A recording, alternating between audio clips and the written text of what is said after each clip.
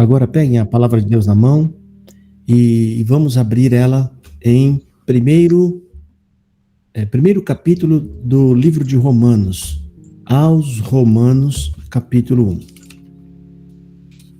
Nós vamos ler só 2 versos, tá? Porque eu já sabia que ia falar um pouco, então pegamos aqui uma parte pequena para a gente falar um pouco sobre ela, tá? Só os 2 versos da Bíblia. Aqui, na minha Bíblia, tem um título que diz: a justificação pela fé. Então vamos fazer a leitura.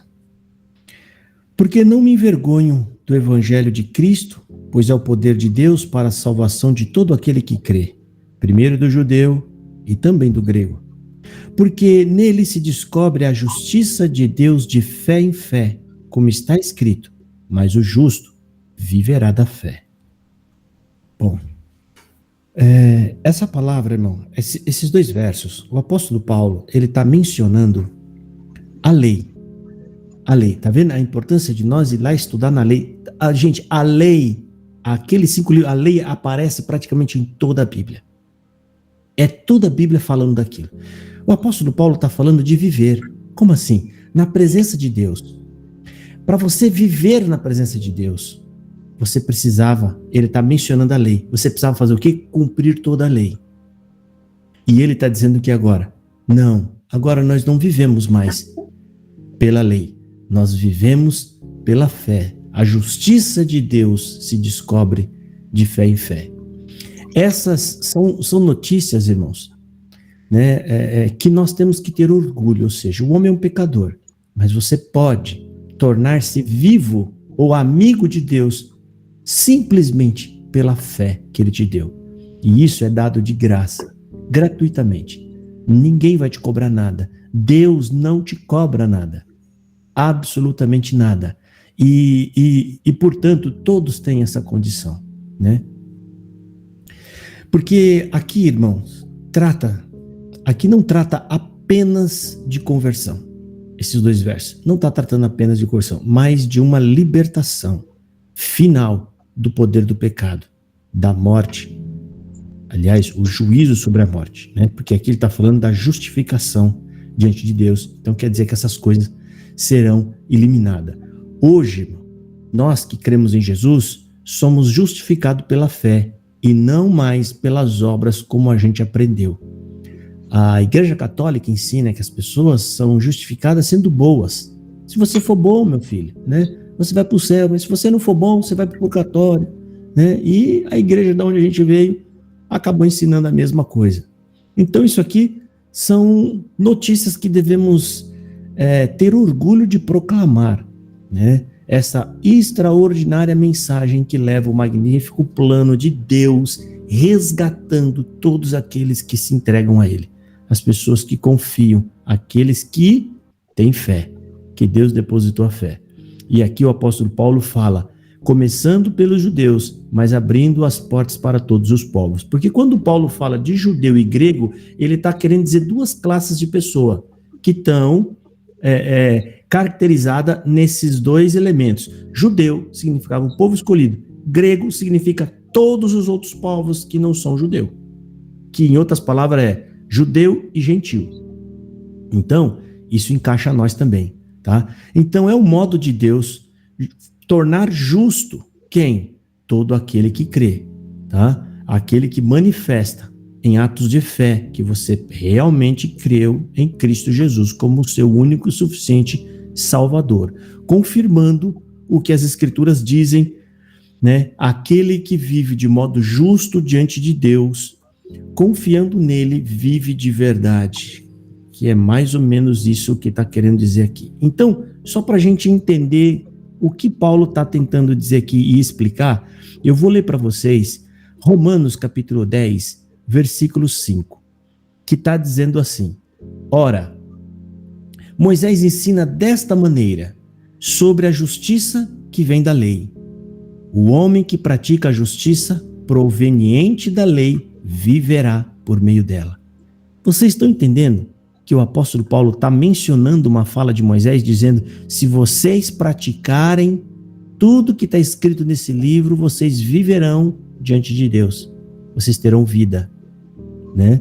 E isso está lá em Êxodo, que nós estamos estudando, Êxodo, capítulo 24, versículo 26. O que acontece? No capítulo 24, Deus já falou toda a lei para eles, todas as regras da lei. E o que aconteceu então nesse capítulo? 24, versículo 16, que eu vou ler para vocês. É quando Deus manda vir o povo diante dele, todo mundo. Moisés pega tudo que foi escrito naquele livro da lei, pega tudo, ó. Aí mata-se um cordeiro e passa o sangue do cordeiro naquele livro. E a outra parte do sangue eles espargem. Como não dá para marcar um por um, então espargem todo o povo assim, querendo dizer o quê? Agora eu estou fazendo um concerto entre nós dois. Porque todo o concerto, irmão, era feito com sangue. Já deu para entender, né? Lá foi feito com sangue de animal. Em Cristo foi feito com sangue de um homem justo, santo e bom. O sangue de Jesus Cristo. Então precisou ele morrer para que nós hoje pudéssemos ser justificados diante de Deus. O que isso quer dizer? Para que a nossa dívida fosse paga. Vocês lembram qual foi a última palavra que Jesus disse na cruz? Jesus sofrendo, cansado, doendo. Sabe, irmão, quando a temperatura cai e você está com aqueles furos no pé e na mão, imagina a dor que ele devia estar sentindo, né? Aquela humilhação, ele está crucificado nu, sabe, tudo, o diabo fez de tudo para humilhá-lo ao máximo. E Jesus, já no fim da vida, ele olha para os homens que estão embaixo e fala: tenho sede. O que os homens fizeram? Deram vinagre. Vocês já tentaram tomar vinagre, irmão? É impossível. E ele só... Irmão, Deus, o Criador de tudo, deixou-se ser crucificado por homens mortais e pecadores, e aquele que nos serviu de tudo que você pode ver, de tudo que você bebe, de tudo que você come, foi ele que nos deu. E ele pediu água, e o homem deu vinagre para Deus. Naquela hora que Jesus provou aquilo, sabendo que aquilo era vinagre, ele pode ter cuspido aquilo, porque aquilo arde. Ele falou uma palavra, no final, ainda pensou em nós. Tetelestai. Era uma palavra usada muito no judaísmo daquela época, que significava, quando eu tinha uma dívida, eu comprei um terreno por 14 cabritos. Aí eu fiz um negócio, eu vou te levar um cabrito por mês, pode ser? Pode. Aí você vai levando o cabrito, no último cabrito. Quando você entrega o último, você fala para o homem, tetelestai, ele, tetelestai, que significa, está tudo pago, está tudo certo. A dívida foi paga, tetelestai, a dívida foi paga. E naquele momento, o nosso Salvador olha para o céu e fala, tetelestai, Pai, eu paguei a dívida deles, agora não tem mais. E naquele momento ele expira, ele morre, e o céu escurece, irmão. O céu escurece, as terras vibram, as sepulturas se abrem para manifestar ali o Deus, né? O sentimento de tristeza. A gente, às vezes, é até difícil falar um sentimento de tristeza, mas algo aconteceu ali que não era muito bom para todo aquele evento acontecer. Para que Deus, para que nós tivéssemos essa chance de salvação. Então, Moisés, irmão, lá no capítulo 24, versículo 6, ele diz assim: e Moisés tomou a metade do sangue e a pôs em uma bacia, ou seja, ele matou o cordeiro, colocou o sangue na bacia, o livro está ali. Enquanto não selasse o livro, irmão, o livro não estava valendo ainda. Isso é a marca do concerto. E está falando, e segue dizendo, e a outra metade do sangue espargiu sobre o altar, ou seja, jogou ali sobre o altar, né? E tomou o livro da aliança, olha só, ele tomou o livro da lei, e o leu aos ouvidos do povo, ou seja, leu tudo, irmão, palavra por palavra. E eles disseram, e o povo respondeu assim: tudo o que o Senhor tem falado faremos e obedeceremos. Então tomou Moisés aquele sangue e espargiu-o sobre o povo e disse: este aqui, o sangue da aliança que o Senhor tem feito convosco sobre todas estas palavras. Então ele esparge aquele sangue para poder dizer: está feito o concerto. Então até o primeiro concerto foi com sangue, foi com a morte de um cordeirinho, um animal. Paulo depois fala, né, mesmo que sabendo que o sangue dos animais não poderiam nos salvar, mas Jesus morre no nosso lugar, dando o sangue dele até a última gota. Irmão, isso não é exagero quando fala última gota, porque ele morreu de hemorragia. Ele morreu com furos nos pés e nas mãos. O sangue, ele drenou todo pelo pé de Jesus. Muito provavelmente ele ficou pálido e branco porque não tinha mais sangue no seu corpo. Quando os homens furam o lado dele, o que sai, irmão? Água. E obviamente com um pouco de sangue. Sempre fica um pouco de sangue ali no meio das vísceras, ali das coisas, mas aquilo é para mostrar que ele drenou o sangue. Então, quando a palavra de Deus fala, ele deu o sangue por você, irmão, ele deu literalmente o sangue todo por nós, para nos salvar. E eu espero que vocês não se esqueçam disso. Ele fez tudo isso nos amando, enquanto nós éramos inimigos e pecadores. Agora você imagina o que ele não sente por nós agora, que somos limpos e que estamos lavados. Aleluia. Isso é muito grande, irmão. Isso é muito maravilhoso. Porque é o apóstolo Paulo que fala: se ele vos amou enquanto vocês eram pecadores e ofensores, quanto mais agora que vocês custaram o sangue do filho dele.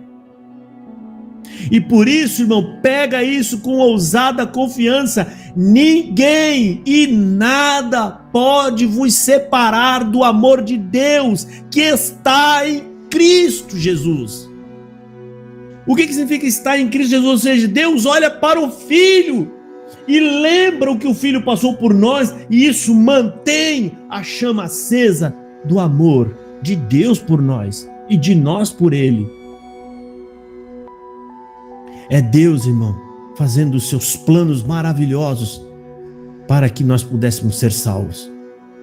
E aí Moisés também fala lá em Levíticos capítulo 18, 5, mais uma vez falando sobre a lei, guardar a lei. Ele fala: guardarei meus estatutos e minhas normas. Quem a cumprir encontrará neles a vida. Eu sou o Senhor. Ou seja, que aquele que cumprir aquilo encontrará a vida. Mais tarde Moisés volta a falar com o povo em Deuteronômio 4:1. Agora, portanto, ó Israel, ouve as leis e as instruções que hoje vos ensino a praticar, a fim de que vivais e entreis para possuir a terra que o Senhor, Deus dos vossos antepassados, vos dá. Então,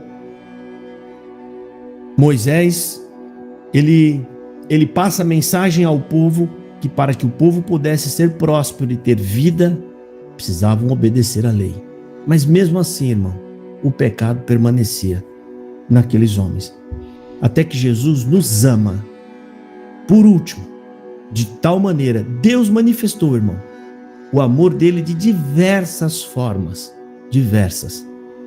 Ele amou Abraão e falou: não precisa sacrificar seu filho, Abraão. Você teve coragem de dar o seu filho por mim, mas eu não preciso do seu filho.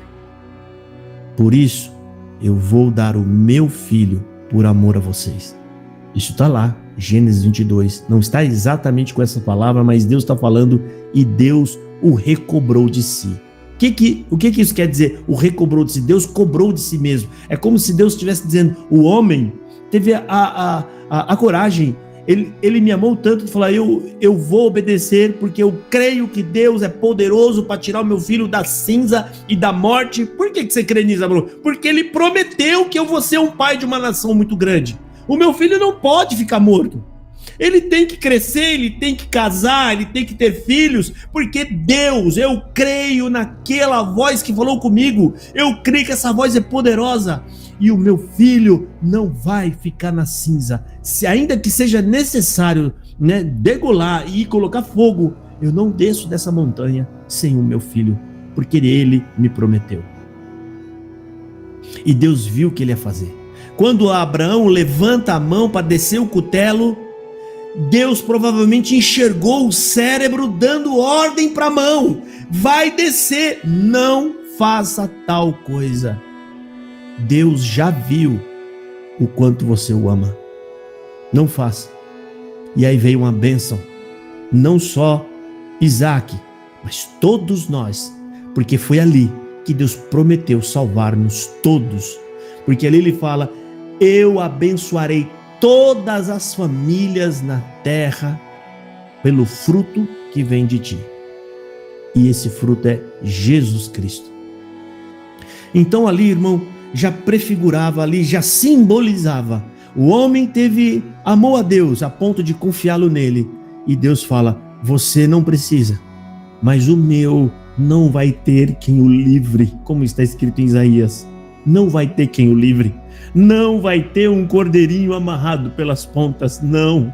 Muito pelo contrário, também ele não vai ao matadouro tranquilo e suave. Não, ele não vai.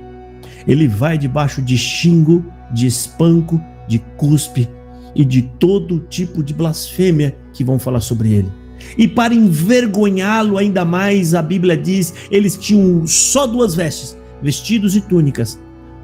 Lançaram sorte para ver com quem ficava, e a outra rasgaram em 4 partes. Ou seja, não deixaram nada com ele, para envergonhar Cristo e envergonhar os discípulos, para que, tendo vergonha dele, as pessoas se afastassem e fossem embora. Como diz no Salmo 22, nós poderíamos vê-lo, está falando dele na cruz, nós poderíamos contemplá-lo e contar cada osso do seu corpo. O que isso quer dizer? Estou vendo ele por completo e posso contar os ossos. Uma outra forma de dizer, estou vendo ele nu. Envergonhado, um homem santo, um homem puro que não poderia sequer usar as suas próprias mãos para esconder as suas partes, porque elas estão pregadas para nos salvar. E ele foi até o fim, até o último momento. Tudo o que passa na cabeça de Cristo era os filhos que o Pai ama. Era esse o propósito, e a sua última palavra que ele fala foi pensando em cada um de nós, porque ele fala: Pai, está pago, tetelestai. Não devem mais nada ao diabo, não devem mais nada a ninguém, Pai, estão salvos. E ali Jesus morre para o nosso bem. Portanto, irmão, já não é mais pela lei de Moisés que naquela morte acaba a lei, encerra-se o livro da lei. O que aconteceu com aquele livro? Quando Jesus acaba de morrer, aquilo acontece isso aqui com o livro da lei. O livro da lei é fechado por completo. Acabou. Não há mais lei. Não há mais justificação pela lei. Então, como é que nós seremos justificados agora? Você vai ser justificado quando você crê que aquela morte foi por você, que ele morreu no seu lugar, que você é um pecador e que ele fez aquilo para te salvar. Se você crer nisso, se você crer no plano da salvação que Deus fez por nós, se você confessar isso, você será salvo, irmão. Salvo de uma vez por todas, completo, um sacrifício completo. Não vai precisar fazer 2, nem 3, nem 4 vezes, porque foi um santo que morreu. Aquele homem não merecia a cruz, nós merecíamos a cruz. E tem uma pessoa, quando eu falava isso para ele, ele disse assim para mim: mas como é que eu vou saber que ele morreu no meu lugar? E eu respondi para essa pessoa: se na terra só tivesse você, pecador, ele ainda assim ia morrer naquela cruz, porque ele morreu por cada um dos filhos de Deus, por cada um. Só tem uma pessoa, ele viria por amor ao Pai. Se Deus quer, Jesus faz, Jesus obedece. A prova de amor está nos ensinando, Jesus está nos ensinando a amar o Pai sobre toda e qualquer coisa, amar a Deus em primeiro lugar, sempre. Deus é amor, irmão. Deus nos amou e Ele pede que nós também nos amemos uns aos outros, como Ele nos amou. E como que Deus nos amou? Um amor sem interesse nenhum, desprovido de qualquer tipo de intenção, um amor caridoso e bondoso, amor, por mais nada. Esse é o amor de Deus por nós.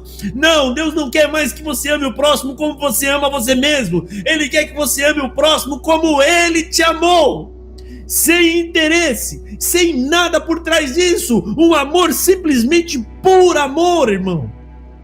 E é assim que Deus espera que a gente manifeste o Espírito em nós, o Espírito da sua vontade, fazendo a vontade dele, irmão, por amor.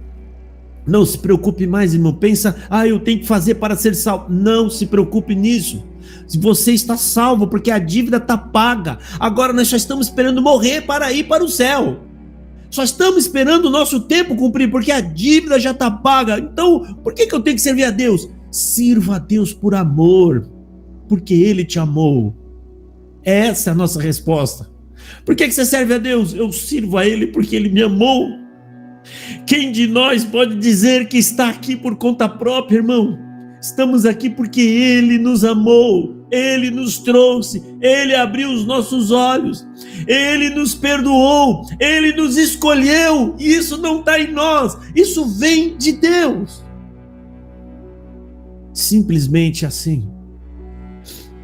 Um amor sem tamanho, irmão. Jesus Cristo, quando fala para os judeus, interpretando a lei, ele interpreta, ele resume a lei em um mandamento que está na lei. Um mandamento: ame o próximo como a ti mesmo. Já estava difícil aí, mas então ele para e fala: mas eu vos dou agora um novo mandamento. Ué, que novo mandamento é esse? Amai-vos como eu vos amei. Já não é mais como você se ama, é como Ele nos amou. E como é que Ele nos amou? Um amor puro, sincero, sem interesse algum. Você tem alguma coisa para dar para Ele, irmão? Não, Ele sabe disso, você não tem nada para Ele. Mesmo assim Ele te amou. Me amou todos nós. É isso que a gente tem que ter no nosso coração. O Espírito Santo vai trabalhar isso dentro de nós. A gente tem que fazer isso, irmão, como correndo contra o relógio. O tempo está passando, a qualquer momento vão pedir a nossa alma. Nós vamos ser levados embora. E o que a gente fez pelo reino de Deus? Fazer pelo reino de Deus é tudo aquilo que você faz, o que Deus orientou fazer. Deus não está preocupado se você está pagando sua conta em dia, irmão, se você está trabalhando, se você está... Isso é um dever de todo cidadão. Não pague a conta para você ver, não, se eles não vêm, corte sua luz, corta sua água, ou se você não trabalhar direito, você vai ver se você não vai ser mandado embora. Todos têm o dever de fazer aquilo que é correto e aquilo que é certo. O amor de Deus vai te levar a fazer coisas que você não precisava estar fazendo. Vai te levar em lugar que você não precisava ir. Vai fazer você falar coisas que para pessoas que você não precisava nem estar falando ali. Vai fazer você amar pessoas, né? Sem você conhecer, mas apenas entregando aquele sentimento que Deus colocou no seu coração pelo Espírito Santo que nos foi dado. O amor divino que só vem de Deus. O amor pelo Espírito Santo, né? Então, irmãos, essa palavra, essa exortação de hoje é para que você fique em paz e sirva a Deus com bastante alegria, com bastante devoção, lembrando sempre do que Ele fez por você, porque hoje, irmão, Você não será justificado por boas obras. Então por que eu tenho que fazer boas obras? Você tem que fazer por amor a Deus. Porque você será justificado pela fé. O justo viverá da fé. Não é viver igual a gente aprendeu lá onde a gente estava. Ah, irmão, vai ter momentos da vida que nós vamos viver pela fé. Pensando em que tipo de viver? Comer. Eles acham que a comida ia chegar na casa dele pela fé. Que ele ia se vestir pela fé, porque não ia ter mais um... Não é disso que trata o texto. Ali fala de viver para Deus. Viver na presença de Deus. É disso que trata o texto. O justo viverá. Viver para Deus pela fé. Lá falava que os judeus viviam pela lei. Não está falando de comida. Viver de ser justo. Viver pela lei. E hoje vivemos pela fé. Porque não vimos. Não ouvimos a voz dele. Nós não vimos um traço dele, uma passagem de uma luz. A gente não viu nada. Nós cremos no livro que conta a história dele. Isso é fé. Crer em algo que seus olhos não vê, mas espera. Isso é Hebreus capítulo 9. O fundamento da fé é você crer em algo que você não viu, mas você espera. O diabo não sabe o que é isso. Ele não sabe como isso acontece. Só para a gente encerrar essa pregação, a gente acabou de falar, fé é você crer em algo que você não viu. Você viu Deus, irmão? Você vai falar que não. Eu também não vi.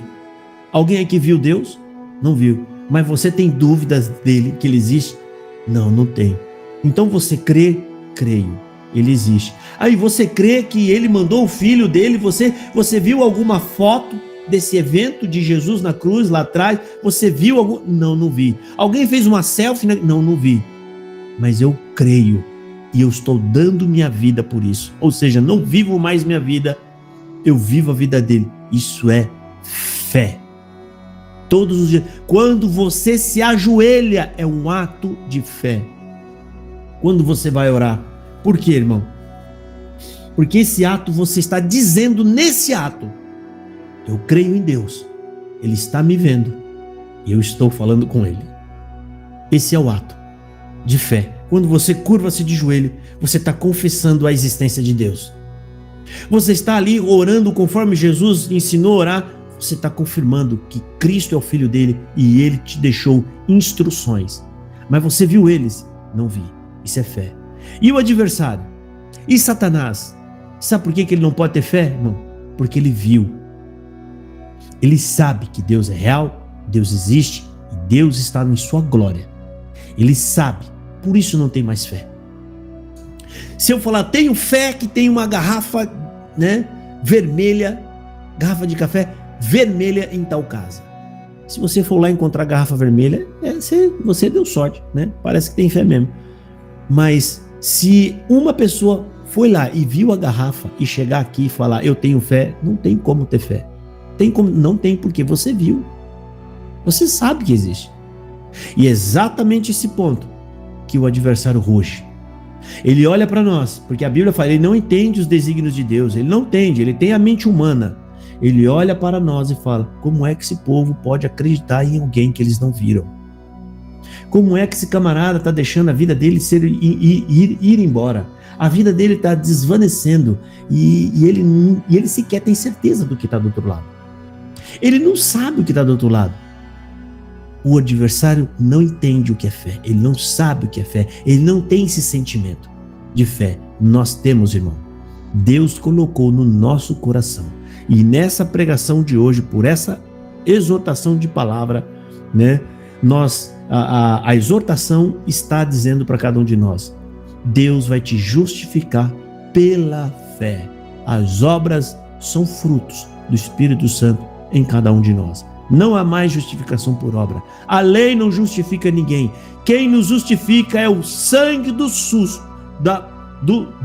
do justo e do inocente que morreu em nosso lugar na cruz. Crê nisso e você viverá. Essa é a mensagem para hoje. Deus abençoe a todos. Amém. Amém. Glória a Deus. Amém. Glória a Deus. Tem algum irmão que deseja fazer oração? A irmã Adriana, pode orar, irmã? Pastor, rapidinho aqui, quero dar um recadinho aqui para a igreja.